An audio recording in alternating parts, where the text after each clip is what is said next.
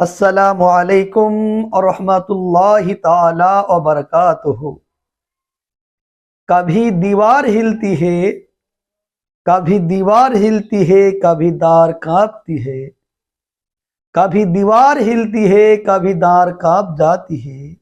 अली के नाम सुनकर अभी खैबर कांप जाता है।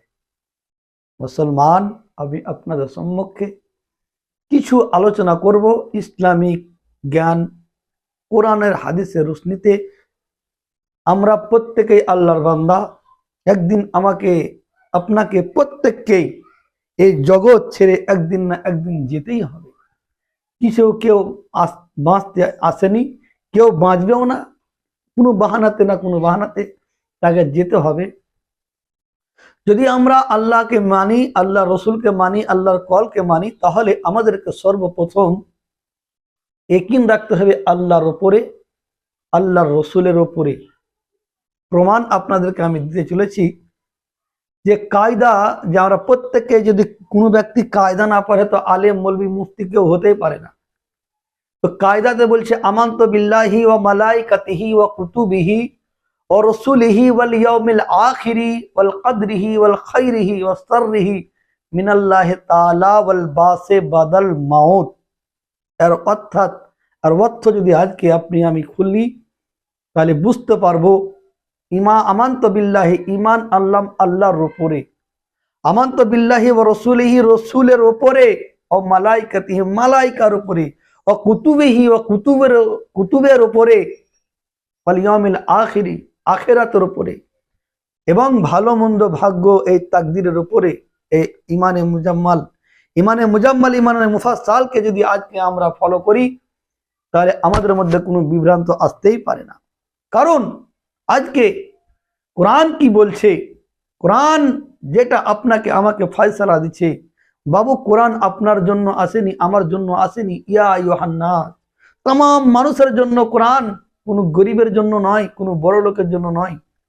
কেউ বলছে আমরা কোরআন পড়ছি আমরা জান্নাতি, কেউ বলছে আমরা নামাজ পড়ছি আমরা জান্নাতি, কেউ বলছে আমি হজ করছি আমি জান্নাতি, কেউ বলছে আমি যাকাত দিচ্ছি আমি জান্নাতি, কেউ বলছে আমি ফিতরা দিচ্ছি আমি জান্নাতি, কেউ বলছে আমি মিলাদ করাচ্ছি আমি জান্নাতি, কেউ বলছে আমি হজ করে এলাম, টাকা মানুষকে দান খায়রাত করলাম আমি জান্নাতি। না, কখনো নয়। জান্নাতি ওদেরই হবে, জান্নাত ওরই হবে যে ব্যক্তি মুমিন হবে। কারণ মুমিনের জন্যই সবকিছু, ঈমানওয়ালার জন্যই সবকিছু। আজকে কেউ বলছে আমি জান্নাতি, ওর ফতোয়ায় ওই কাফের, আমার ফতোয়ায় উনি কাফের। আমরা মুসলমান একজন অপরকে দেখতে পাচ্ছি না। কে বলছে ও কাফের, কে বলছে ওই কাফের, কে বলছে ওকে মানবো না, কে বলছে ওকে মানবো না। এটা ভুল। এই বিভ্রান্ত থেকে আমাদেরকে বেরিয়ে আসতে হবে।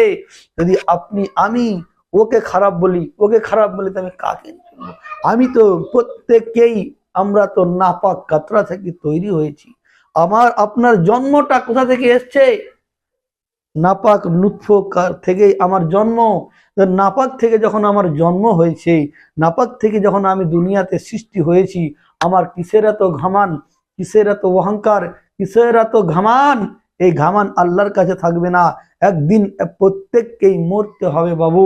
যদি মরতে হয় তো আল্লাহ রসুলের কলকে মেনে নিয়ে যেন আমরা মরতে পারি, হক পথে যেন চলতে পারি। হক পথে দেখিয়েছে এই বেলায়াতকেই নিয়ে। আপনার কত ওলি আল্লাহ আম্বিয়া ইকরামগণ শহীদ হয়েছেন। সরকার ইমাম হোসেন শহীদে আজম, শহীদে কারবালা, যিনি জান্নাতের নওজওয়ানের সর্দার, তিনার দিকে লক্ষ্য করুন। তিনি কত দুনিয়াতে কত রকম কষ্ট উনাকে দিয়েছে, কত রকম উনার বংশকে ধ্বংস করে দিয়েছে, নির্মূল করে দিয়েছে, কিন্তু হক কেউ ছুপাতে পেরেছে না পারবে। शेर बोलছে हकीकत छुप नहीं सकती, हकीकत छुप नहीं सकती बनावटों की वसूल में, अरे खुशबू आ नहीं सकती कागज की फूलों में। मुसलमान আমরা আল্লাহকে ভয় করি, ভয় করার মতো ভয় করতে হবে।